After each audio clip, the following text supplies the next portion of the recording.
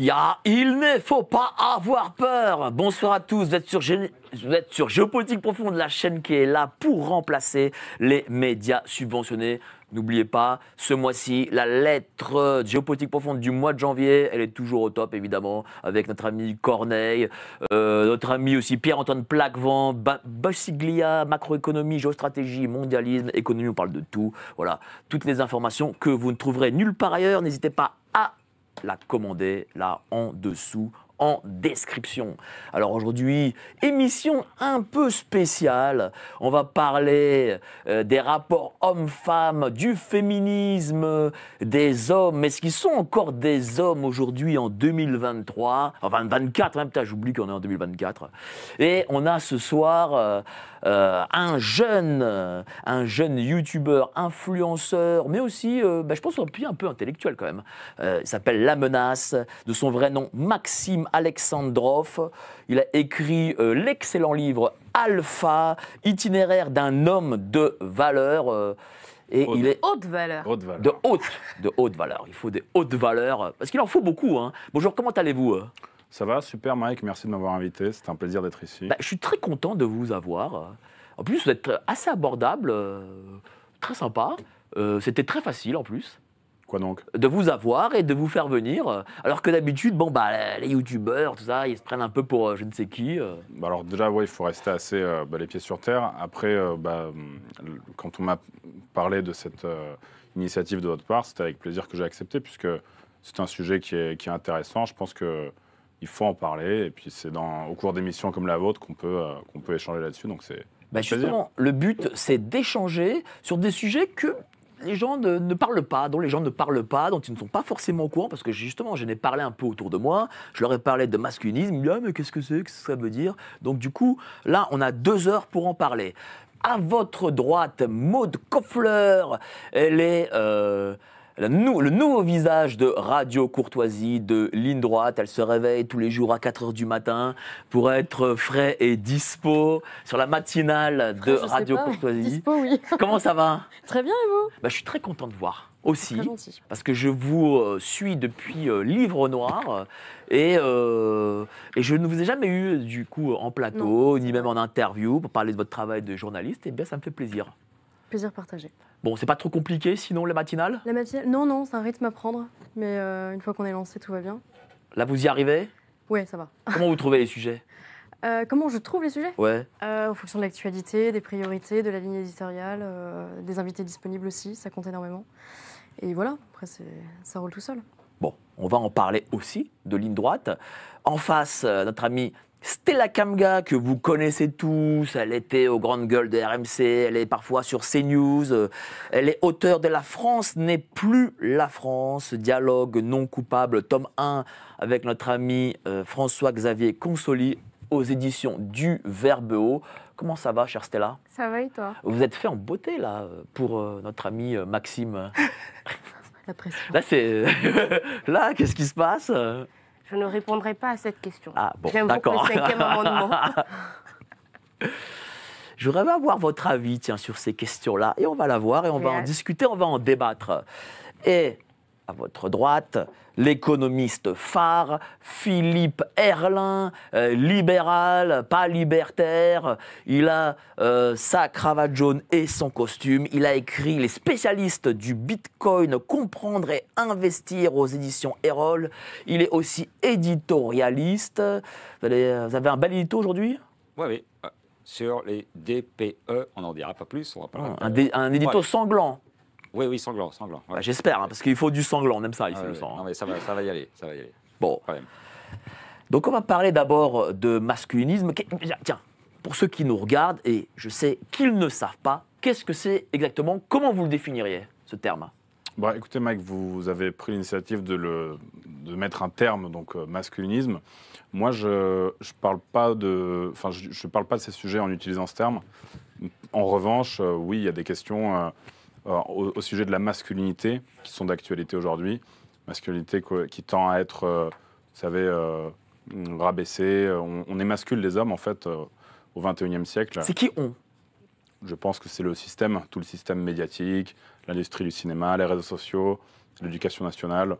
Donc voilà, toutes ces toutes ces structures-là. Donc on ne peut pas dire, c'est indéniable, quand on regarde un peu ce qui se passe aujourd'hui sur toutes ces plateformes donc, que j'ai évoquées, eh bien, c'est un fait, quoi. On peut pas dire le contraire.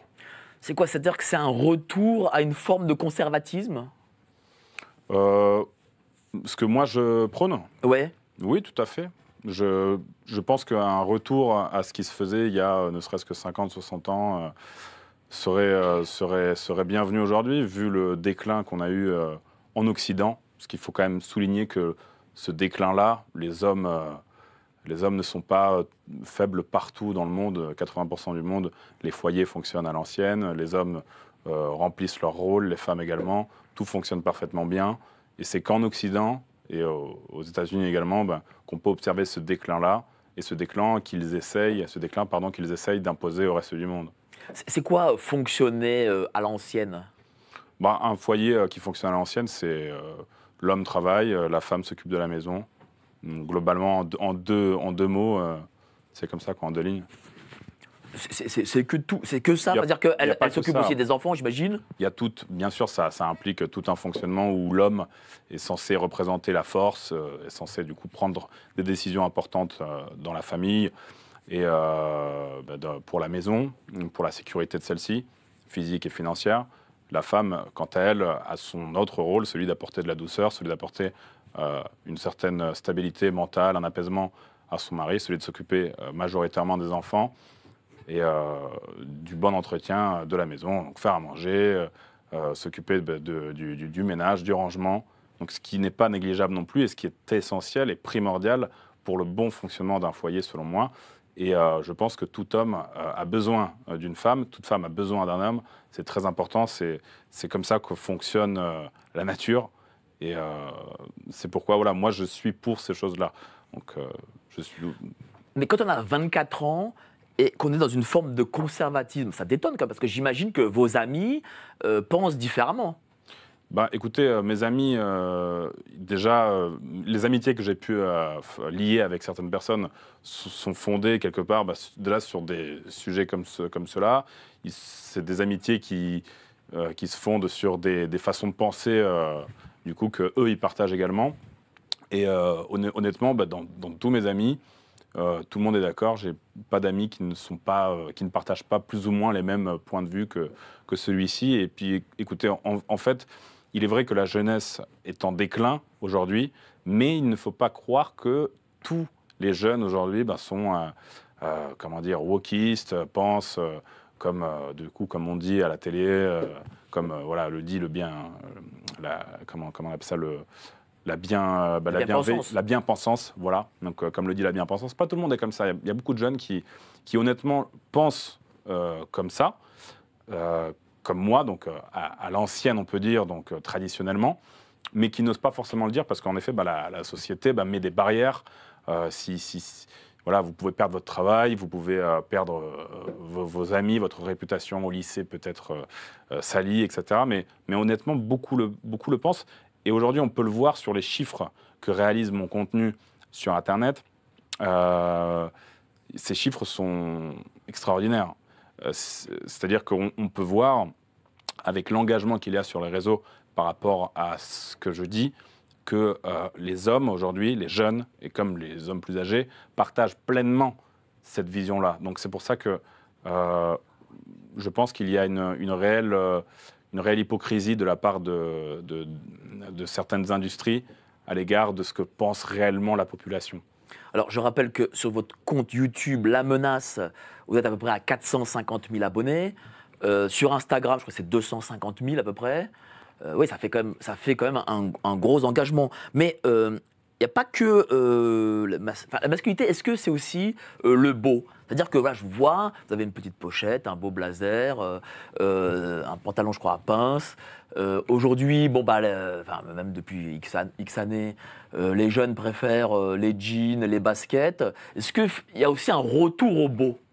Le beau, c'est quelque part aussi le fait de prendre soin de son image, de s'apprêter avant de sortir pour montrer qu'on a pris du temps en s'habillant, qu'on s'habille avec goût et qu'on s'habille comme un homme. Aujourd'hui, quand on voit les nouvelles tendances à la mode, eh bien, vous savez, des fois, on a du mal à faire la différence entre le rayon homme et le rayon femme.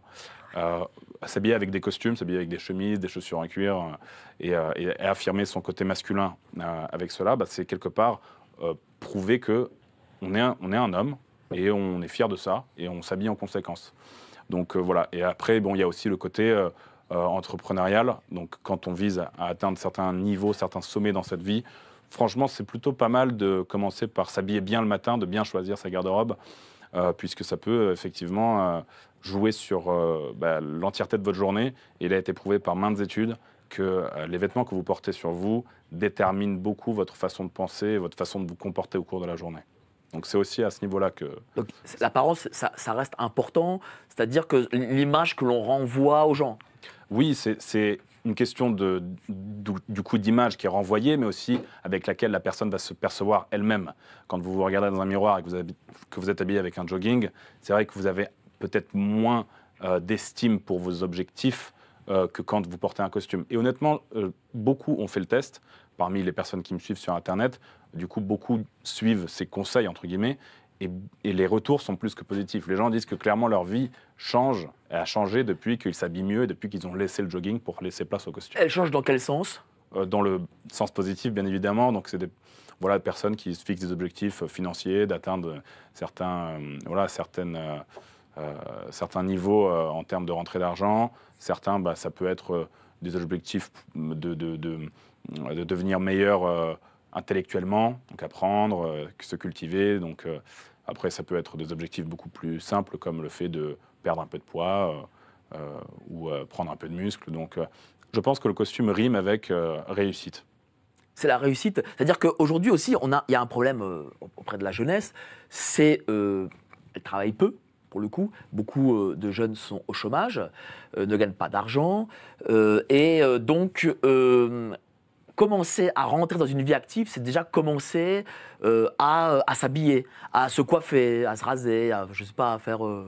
Moi, ce que je dis, c'est que tu as plus de chances de trouver un travail ou de monter un business et que ça fonctionne en portant un costume qu'un jogging qui est troué par des boulettes de shit que tu fumes tous les soirs avant de jouer à la play.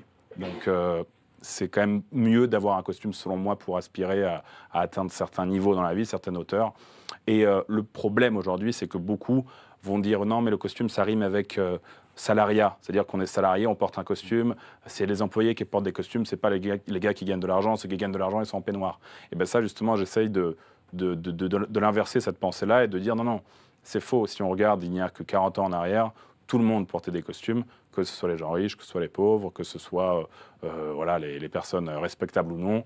Et quelque part, c'était plus plaisant. J'ai l'impression que quand on regarde d'ailleurs les anciennes vidéos qu'on peut retrouver, vous savez, ne serait-ce que des années 70, 60 et encore, et même plus récemment, même 80, eh bien, c'est vrai que les rues étaient remplies de personnes élégantes, bien habillées, et c'était plaisant. On avait les femmes d'un côté, on avait les hommes d'un autre côté, et c'était assez représentatif de la société saine dans laquelle on vivait à l'époque. Ce qui n'est plus le cas aujourd'hui, je pense. Alors, vous avez parlé des hommes occidentaux, où il y a une forme de décadence, mais vous avez dit aussi que 80% du reste, on va dire, du monde est dans une valeur traditionnelle. Vous êtes d'origine russe, ou même peut-être même être russe, du coup, je ne sais pas. Mon père est russe, oui. Vous avez la nationalité russe ou pas ? Oui. Bon. Quelle est la différence entre l'homme français aujourd'hui, la moyenne, hein, et l'homme russe moyen ? La différence, c'est que l'homme russe moyen, il a d'autres attentes dans cette vie, il a d'autres objectifs. La majorité des Russes ont vraiment un objectif de fondation de famille. Tous veulent une femme, des enfants, un business qui fonctionne. Franchement, c'est les standards. C'est la norme là-bas de viser et d'aspirer à cela. Et c'est d'ailleurs vu comme une réussite en soi. C'est-à-dire qu'une personne qui va avoir de l'argent en Russie, eh bien, elle va être respectée. Les gens, ils vont essayer de s'intéresser à elle, de comprendre comment elle a réussi. Quand on a des enfants, eh bien, c'est pareil. On va respecter ça. Les gens, ils vont dire bravo, t'as tant d'enfants, c'est bien. Donc voilà, plus on est fort également, donc que ce soit physiquement, que plus on connaît de livres, plus on va être respecté Et c'est quelque part les standards et les objectifs que se fixe la moyenne des hommes en Russie. En France, à l'inverse, c'est vrai que les objectifs de vie et les modèles qu'ont les Français globalement, c'est vrai que c'est pas la même et c'est un peu plus décadent, je dirais, déconstruit par rapport à ceux qu'on retrouve en Europe de l'Est. Et après, on le voit au niveau de l'insécurité qu'il y a en Russie. Donc nous, en Russie, il n'y a pas forcément de problème de harcèlement de rue, de viol, de ce genre de choses. Parce que forcément, il y a un homme qui va faire ça en face je sais pas, dans une rue en plein jour, il va aller harceler une femme en la sifflant ou, je sais pas, en se comportant d'une façon vraiment animalière, je dirais.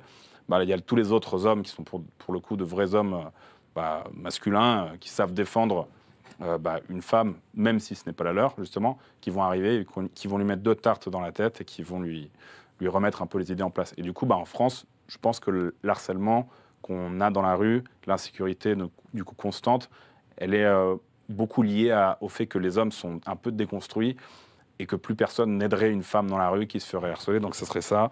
Non, j'ai pas vu. Voilà. Donc il y a ça. Et après, il y a plein de. On peut mesurer ce niveau de déclin avec plein d'autres choses. C'est-à-dire que, ne serait-ce que tout à l'heure, il y avait, du coup, quand je montais les escaliers, il y avait une vieille dame avec une valise. J'ai dû pousser les gens qui avaient autour d'elle pour prendre sa valise et l'aider à monter les marches. Et du coup, elle a trouvé ça fou, quoi. Elle était très contente, émerveillée. En Russie, c'est normal. En Russie, c'est normal, par exemple, de laisser sa place dans le bus à une personne âgée. Si vous ne le faites pas, les gens vont mal vous regarder et on va venir vous voir, on va vous dire « lève-toi, laisse la dame s'asseoir ». Et en France, non, je regarde, les trams, les bus sont remplis de jeunes assis dans leur smartphone avec des joggings troués par leur boulette de shit et les vieux, ils sont debout et ils regardent. Et c'est ça qui est vraiment dommage. Et donc, du coup, c'est comme ça qu'on peut mesurer un peu la différence entre les deux sociétés à ce niveau-là. Oui, mais regardez, vous prenez une réussite libérale, et pourtant, vous parlez aussi de déconstruction, mais la déconstruction qui se passe auprès des hommes et des femmes aussi d'ailleurs, vient du capitalisme. Parce que c'est aussi le progressisme qui est imposé par le capitalisme pour que les gens soient déconstruits. Parce qu'en réalité, plus ils sont déconstruits, plus on crée de marchés. Alors c'est un peu différent puisque là, ce que moi je prône, c'est la liberté financière et le fait de faire de l'argent pour les hommes. C'est-à-dire que j'incite les hommes à prendre les devants et à monter des business, à structurer leurs revenus pour qu'ils aspirent à cette liberté financière. Mais je ne pousse pas les femmes à faire ça. Les femmes, donc déjà mon message s'adresse essentiellement aux hommes. Je pense qu'il y a d'autres influenceurs, j'aime pas ce terme, parce que pour moi, si j'influence quelqu'un, c'est dans le bon sens. Et au-delà de ça, le terme influenceur, il est un peu sale, je trouve. Mais le fait, du coup, de répandre cette pensée, c'est surtout pour les hommes. Et du coup, à l'inverse, pour moi, une femme, elle ne doit pas viser l'indépendance financière ou quoi que ce soit. Ce qu'elle doit viser, c'est prendre soin de son foyer, faire en sorte que ses enfants aient une belle éducation, que son mari se sente accompagné, du coup, mentalement dans ses avancées dans la vie et prendre soin du coup de la maison, comme je l'ai dit tout à l'heure. À l'inverse, voilà, le fait de prendre son indépendance financière, c'est surtout pour les hommes, parce que je sais qu'aujourd'hui, il est compliqué dans le monde dans lequel on vit, avec les salaires qu'on a en France, de subvenir aux besoins d'un foyer en se faisant exploiter par un patron. Voilà, donc c'est surtout pour ces raisons-là que moi je prône ce côté prends ta vie en main, fais de l'argent. Il y a des business aujourd'hui, Internet est rempli de possibilités énormes. Il n'y a aucune limite sur Internet en termes de réussite. Et c'est pourquoi voilà, il faut exploiter ça. Et c'est tout. Oui, après, est-ce que les gens sont tous capables est-ce que tous les hommes peuvent être des mâles alpha? Encore une fois, donc le terme mâle alpha, il est assez... il est à double tranchant parce que c'est un peu bullshit si on regarde ce terme voilà, avec une certaine perspective. En revanche, chaque homme peut être un homme avec une haute valeur. Chaque homme peut prendre des décisions dans sa vie qui vont le mener à devenir une version meilleure de lui-même, à gagner plus d'argent, à être plus instruit, à avoir des connaissances plus approfondies sur plein de sujets, de sorte à éduquer ses enfants de la sorte. en considération. Et voilà, tout simplement d'être quelqu'un d'intéressant pour sa femme, parce qu'il ne s'agit pas juste de ramener de l'argent dans un foyer, il ne s'agit pas juste voilà, d'être fort pour porter les courses. Non, il faut quand même être quelqu'un d'intéressant, avec une certaine touche d'humour, et tout ça, ça se développe. Et c'est ça que j'ai envie de dire, c'est que toutes ces choses-là se développent. Et c'est pas en regardant Netflix 5 heures par jour, ou en scrollant sur TikTok et en fumant des joints, ou en buvant de l'alcool tous les week-ends, que ça se développera. Non, il s'agit de prendre des bonnes décisions, et chaque homme peut les prendre. Personne n'est limité, je peux le voir avec les personnes qui me suivent. Il y a des personnes de tout environnement, de toute classe sociale, de toute morphologie, qui arrivent à s'améliorer et qui arrivent à atteindre des sommets dans cette vie, tout simplement appliquant des choses qu'on peut leur dire par-ci par-là.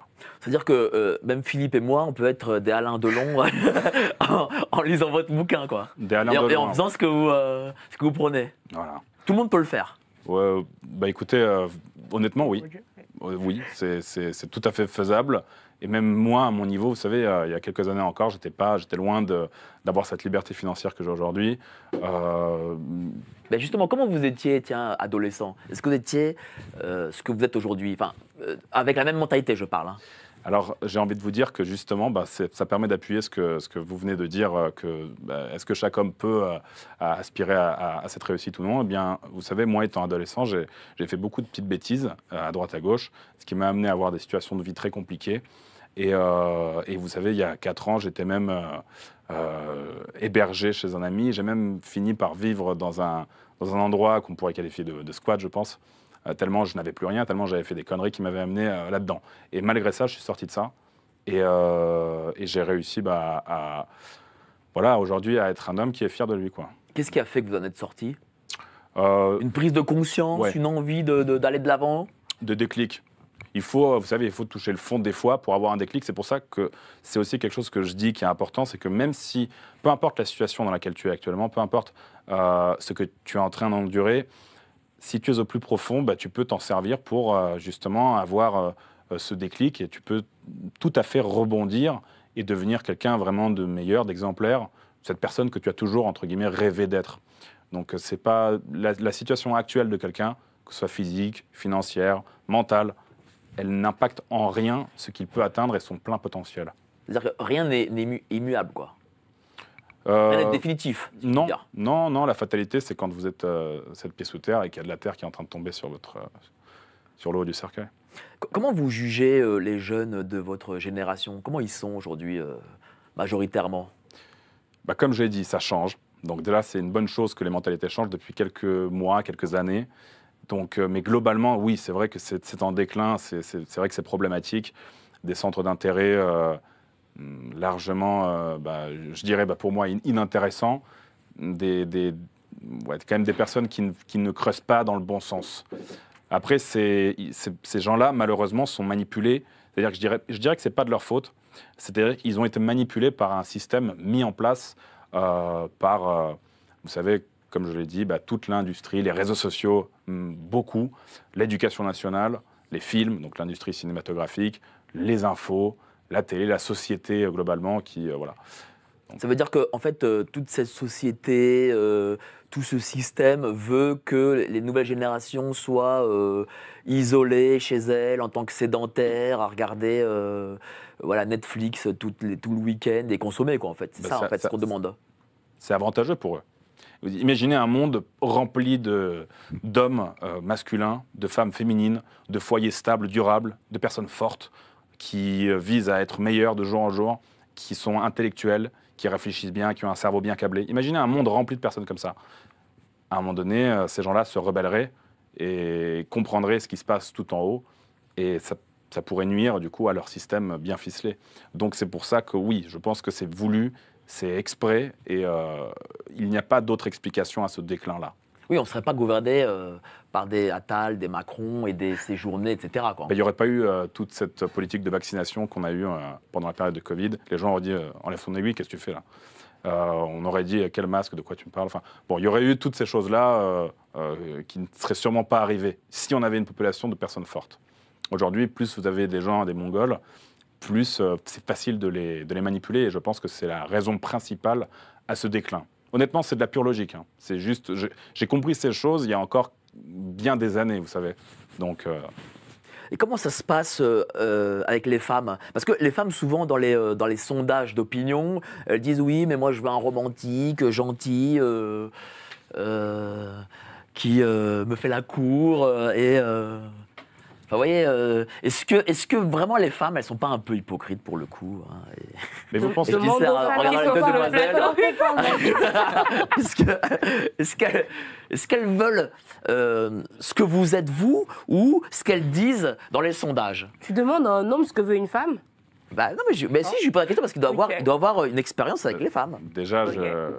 qu'est-ce qui vous fait dire que je ne suis pas romantique et gentil quand il faut être gentil? Vous voyez, Bah, donc, c'est vrai. Je pense que, d'ailleurs, je pense que très sincèrement, malgré certaines étiquettes qu'on peut me donner, des choses qu'on peut dire sur moi, au quotidien et surtout avec les femmes, je suis quelqu'un de très attentionné. Il est important de prendre soin d'une femme. Ça va par des petites attentions. Un bouquet de fleurs au premier rendez-vous, le tenir à la porte de la voiture systématiquement quand elle s'assoit, le tenir la main pour l'aider à s'asseoir dans la voiture, le tenir à la porte. Sortir en premier, par exemple, d'un restaurant pour voir s'il n'y a pas un danger dehors. Des petites attentions comme celle-ci, des petits moments qui font un certain romantisme et qui sont bienveillants. Ça fait partie, très honnêtement, de mon quotidien et pas seulement des femmes extérieures, ne serait-ce que ma mère, par exemple, je lui offre régulièrement des bouquets, je prends soin d'elle, je passe beaucoup de temps avec elle. Je suis bienveillant par rapport à tout Vous ça. êtes fils unique? Non. Ah. Et donc, en fait, on se leurre en pensant que quelqu'un de masculin, quelqu'un de viril, c'est forcément quelqu'un qui ne donne aucune forme d'amour ou de gentillesse, entre guillemets, à une femme. Non, c'est pas ça que je veux dire. Mais dans les sondages d'opinion, c'est globalement le profil fleur bleue, si je puis dire, qui ressort on va dire de l'idéal féminin. Bah, souvent, les femmes, elles veulent quelque chose, mais c'est pas forcément bon pour elles. Après, j'ai envie de vous dire, quand il y a un homme qui est trop gentil avec une femme, ça arrive souvent, quand c'est trop d'attention qu'on donne à une personne de la genre féminine, la femme va se détacher très facilement parce qu'elle va chercher un certain resserrement de vis. Il y a quand même des moments où il est important. D'ailleurs, ça va, par exemple, dans la prise de décision au sein d'un foyer. Il est important, des fois, de taper un coup sur la table et de dire non, c'est comme ça que ça se passe.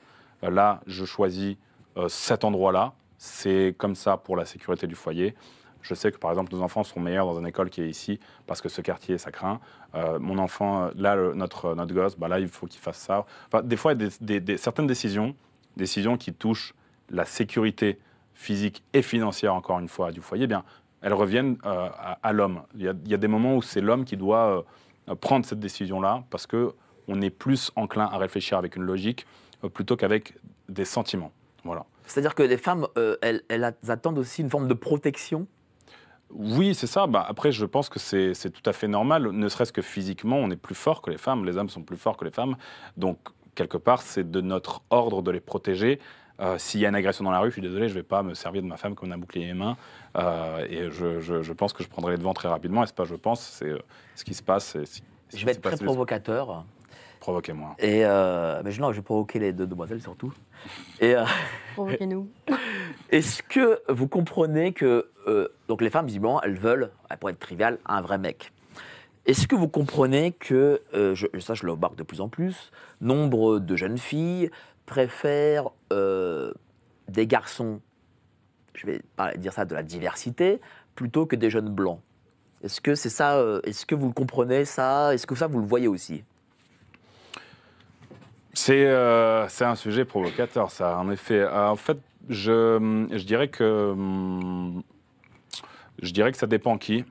Souvent, alors je vais prendre l'exemple des TN, des Lacoste TN, parce que je pense que c'est un problème qui est beaucoup sociétal aussi. C'est des communautés, mais c'est surtout des groupes de personnes, d'individus, parce qu'on peut avoir, par exemple, une personne de couleur qui est habillée en costume et une personne de couleur qui est habillée en Lacoste ETN, les deux auront un comportement souvent très différent. Donc, en fait, je pense que plus la jeune fille est jeune, plus forcément elle va être attirée par des gars en Lacoste ETN, parce que c'est ça qui est un peu à la mode sur les clips de rap, sur ces musiques qu'on passe à la radio d'ailleurs. Donc, c'est pour ça que, comme je vous ai dit, c'est voulu, hein, tout ça. Donc, dans les films, etc.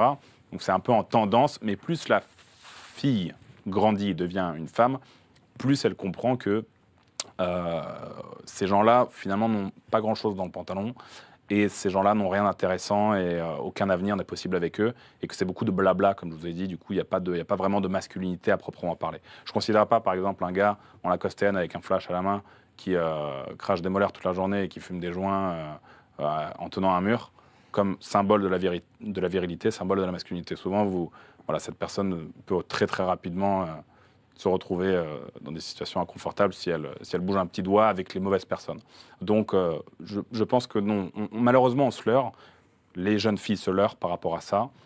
Mais quand elles comprennent certaines choses, eh bien, elles trouvent forcément des hommes qui sont pour de vrais masculins, pour de vrais forts, et qui sauront prendre soin d'elles. En tout cas, merci à vous, cher Maxime Alexandrov, alias La Menace. Donc, on va passer au grand débat, mais avant ça, les petites annonces. Au commencement était le verbe. Spoiler alerte, pour dire ce que l'on veut, il faut être libre financièrement. La meilleure façon de se payer un costard, c'est de travailler. Alors merci. Merci d'avoir cru en nos différents projets. Merci d'avoir toujours soutenu l'information libre et indépendante de Géopolitique Profonde. Si toute cette aventure a été possible, c'est grâce à vous.